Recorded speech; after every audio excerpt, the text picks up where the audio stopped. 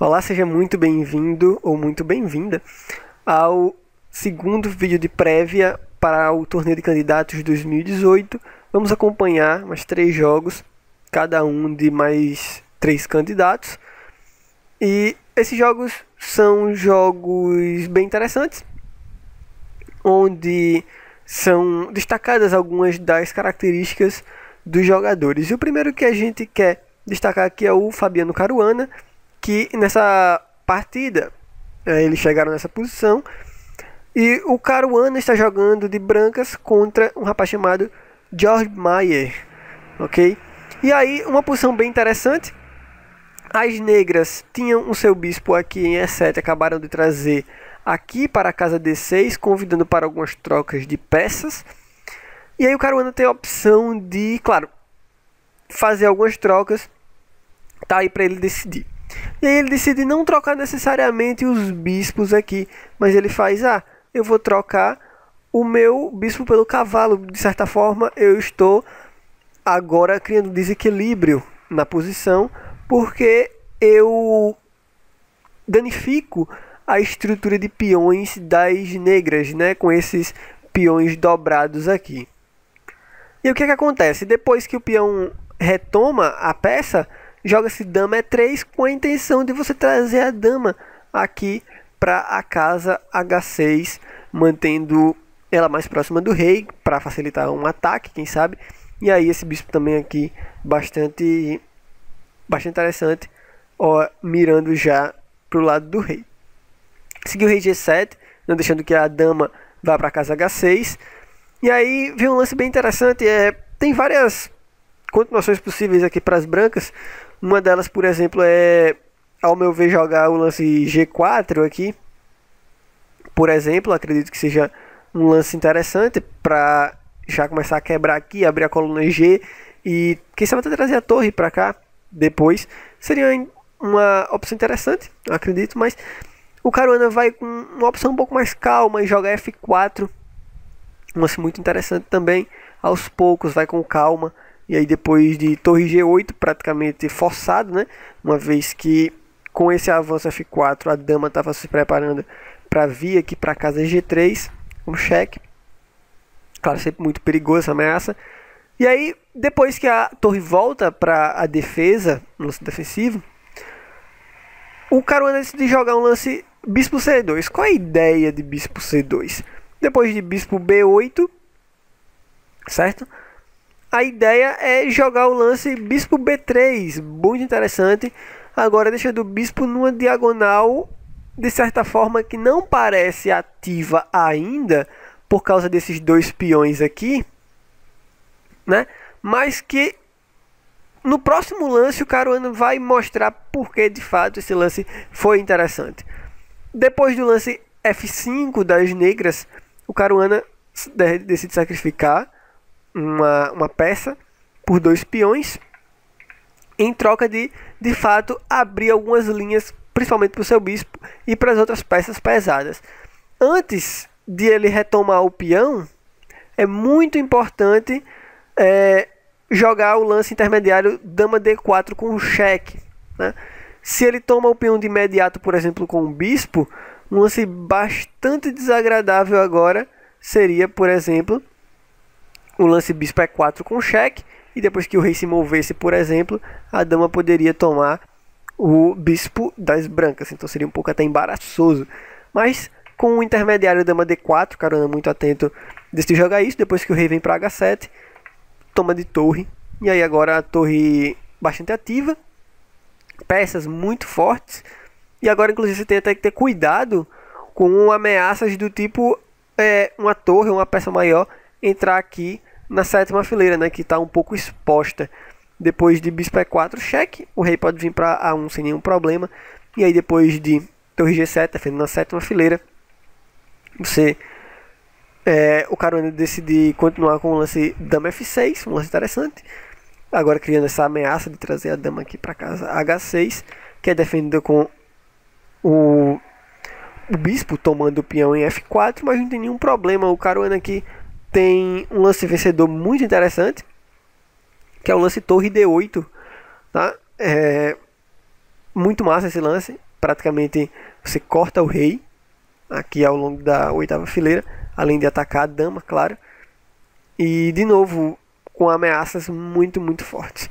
Depois de dama 6 saindo do ataque, aqui, se eu não me engano, o computador já deve dar por volta de mate em 6, mate em 7, um pouco complicado de ver. Eu não lembro se esse jogo foi rápido, provavelmente foi, mas chega numa fase onde os jogadores estão com provavelmente um tempo não muito grande, e aí é até complicado você calcular um mate em 6 ou um mate em 7. E aí o Caruana faz um lance que não leva diretamente ao mate, mas que também é vencedor. Torre de E8, com a ameaça de torre H8, né? Depois de dama F1 com cheque, seguiu bispo D1, e aqui a partida acabou depois de bispo D1. O adversário do Caruana não achou necessariamente uma defesa interessante para a casa H8. É bem complicado, tá? Mas é isso aí. Você percebe que o Caruana é um jogador forte. A gente tem que estar sempre muito atento a ele. Apesar de que o ano de 2017 ele não foi... Acredito que o ano de 2007 não foi o melhor para ele. Até no início desse ano também ele acabou não indo tão bem no Tata Steel como a gente estava acompanhando aqui. Mas que de certa forma ele tem um potencial. Chegou muito perto no ano de 2016. E eu acredito demais que ele pode sim retornar como uma fênix, né, das cinzas e de repente surpreender todo mundo. Bem, vamos passar para o nosso próximo jogador. Na nossa segunda partida desse vídeo, a gente destaca agora o Levon Aronha. Tá? Nessa partida ele está jogando contra o Wesley Soul. Nessa posição de brancas, a gente chega numa posição muito maluca, eu diria, uma posição incomum que você não vê frequentemente. É típico do jogo do Aronha ele obter posições que são bastante desequilibradas de certa forma, que tendem a ter chances para ambos os lados. É um jogador bastante criativo, um jogador bem dinâmico e que está sempre criando partidas muito bonitas de se ver, de se analisar. Um jogador que de fato para muitos é um dos favoritos, e eu acredito que sim também, mas que apesar de que ele seja um jogador muito bem preparado, que seja um jogador que faz partidas tão bonitas, muitas vezes ele só bate na trave. De certa forma ele não emplaca ainda assim, não emplacou uma sequência que levasse a vitória em torneios muito importantes como esse. Mas é um cara que está sempre se mantendo no topo, jogando um excelente xadrez e que também tem um excelente potencial. Como por exemplo nessa partida aqui, você percebe essa estrutura de peões, por exemplo, aqui no centro, esse Lzinho de peões aqui, não muito comum de certa forma. E aí ele tem esse bispo aqui, e você imagina, se ele tem um bispo, ele provavelmente está querendo abrir o jogo, né? Porque os bispos gostam de jogos abertos. Mas ele faz um lance interessante, D5, fechando o jogo, por enquanto, pelo menos. Mas qual é a ideia desse lance? A ideia do lance é simplesmente você trancar esse cavalo aqui, deixar ele fora de jogo, né? Aqui em A5, porque agora você está controlando a casa C6, e aí o cavalo fica fora de jogo por enquanto. Depois de torre C7, trazendo a torre para uma coluna aberta. H4 é um lance bem interessante, convidando para troca de peões. E aí depois disso, você está atacando a torre aqui em cima, né? Mantendo a iniciativa, mantendo a pressão contra o seu adversário. Wesley Soul defende a torre, trazendo a dama de volta. E o Aronha faz, não está na hora ainda de trocar as damas. Vou trazer minha dama para G3 aqui, alinhando ela com o rei inimigo, porque eu posso utilizar isso ao meu favor depois. E o Wesley Soul faz um lance que meio que sacramenta a derrota, que é o lance dama C5. E por que esse lance ele sacramenta a derrota? Por causa do lance torre F6. Um lance muito interessante, que aproveita de fato essa cravada contra o rei inimigo, ameaçando agora tomar o peãozinho aqui em H6. Bem, as negras podem tentar, por exemplo, trazer o seu rei para cá, você faz, é só trazer o rei para cá, né, para F8, mas aí elas podem utilizar também a cravada na coluna F e jogar o lance torre G6, capturando o peão das negras aqui em G7 no próximo lance. Wesley So decidiu avançar o seu peão para a casa H5, e aí depois disso, mesmo assim, não tem problema se eu vou tomar o peão agora, uma hora eu vou acabar tomando.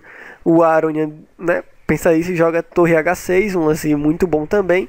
E aí depois de dama C3, ameaçando tomar o bispo, o Aronian simplesmente faz, vai, toma aí, pô, eu vou tomar teu peão mesmo aqui em H5 e tá totalmente de boa. Agora se as negras inventarem de tomar o bispo aqui em D3, é horrível, né? Óbvio, tem que ter muito cuidado.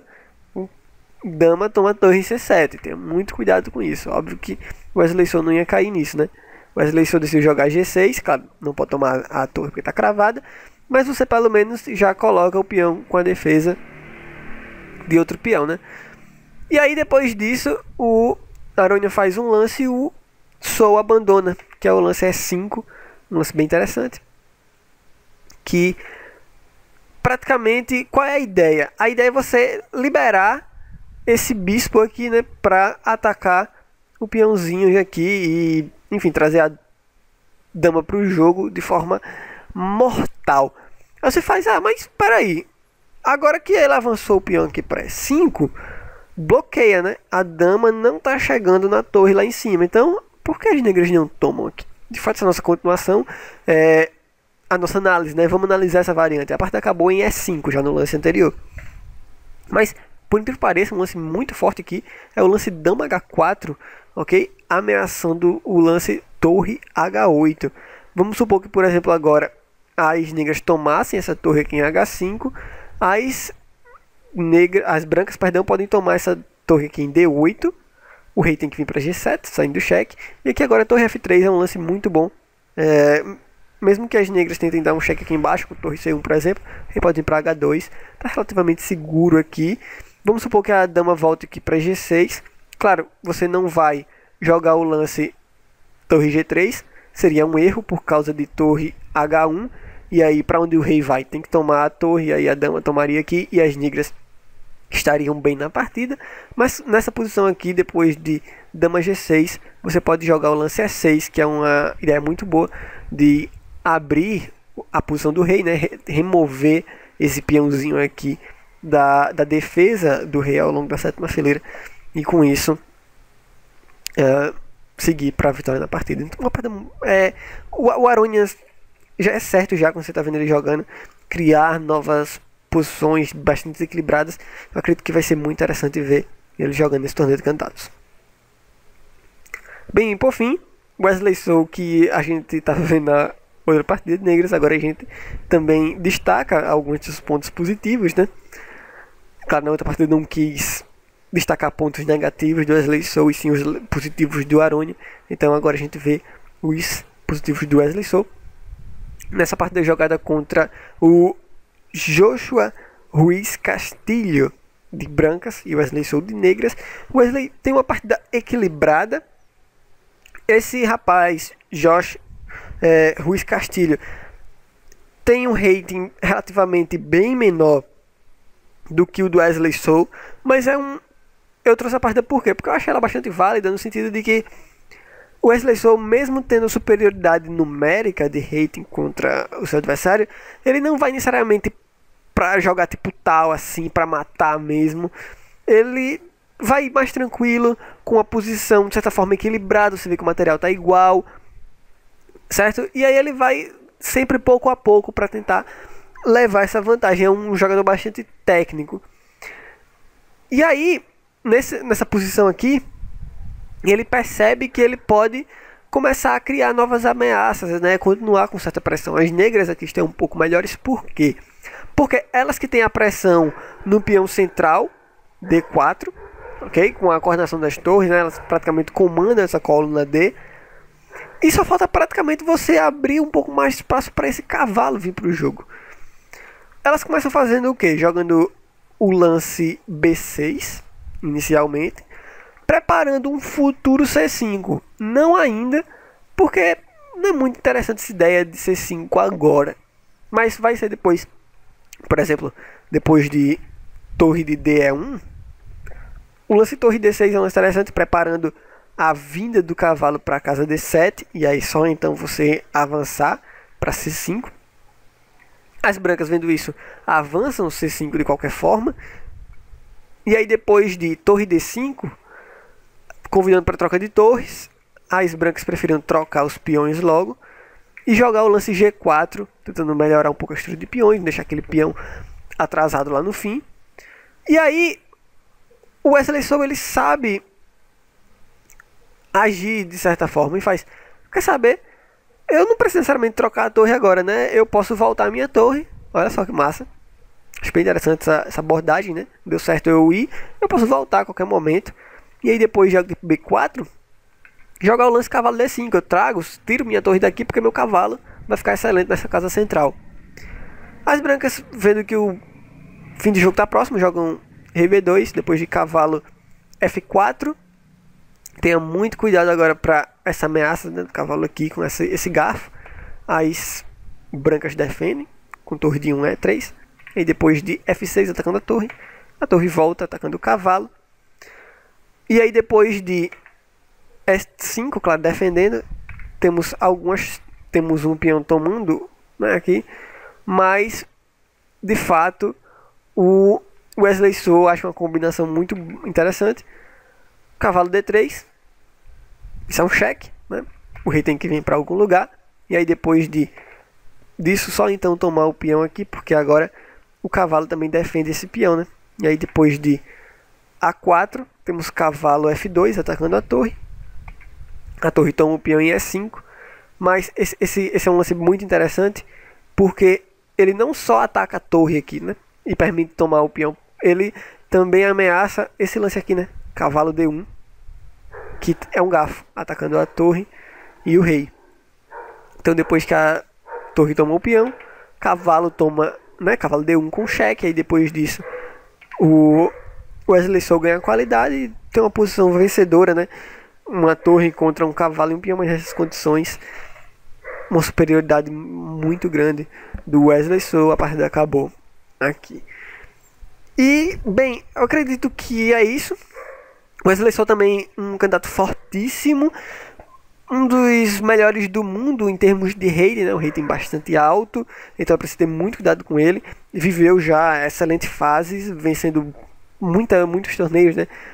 Mas aí relaxou um pouquinho, no sentido de que a galera foi vencendo, né? Não teve tanta sorte assim, mas também é um cara muito forte, bastante novo, inclusive. O primeiro torneio de candidatos que ele disputa, com certeza a gente vai ver ele em outros torneios de candidatos futuramente, mas que ele tem grande chance de disputar por boas posições. Bem, então é isso. Esse foi o nosso segundo vídeo de prévia. Fico devendo então os nossos dois últimos candidatos, Vladimir Kramnik e Shakia Mamediarov. Ok? A gente se vê no próximo vídeo. Forte abraço. Não esquece de deixar um like, porque primeiro você mostra o seu apoio e segundo, você me permite saber se o conteúdo que a gente está trazendo é do seu agrado. E a gente pode, claro, melhorar a partir disso. Outra coisa, conta para mim nos comentários. Primeiro, quem você acha que vai vencer esse torneio? Para quem está indo sua torcida? E algumas considerações. Qualquer consideração que você tiver, claro, é sempre de muito valor para a gente aqui. Bem, eu agradeço demais por você ter assistido esse vídeo. Forte abraço e a gente se vê em breve. Valeu!